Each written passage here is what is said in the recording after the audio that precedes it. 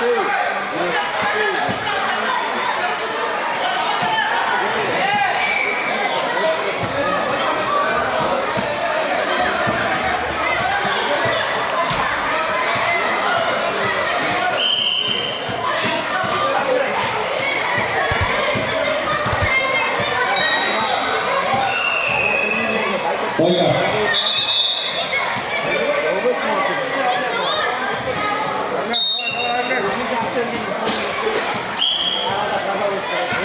Geniş yapın.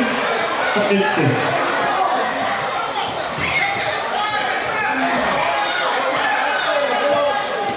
Yunus Sağdoğru beklendi. Murat Ali'ye vura.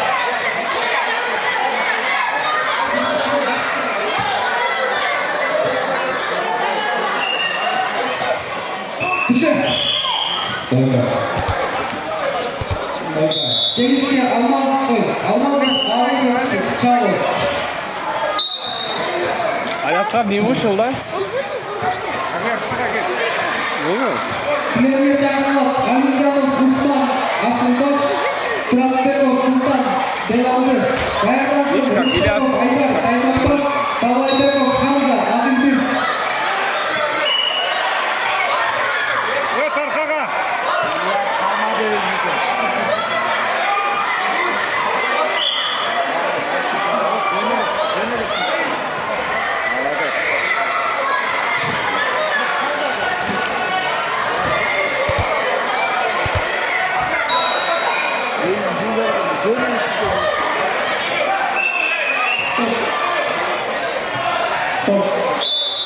Kazaca eşya, bizim geçenler var.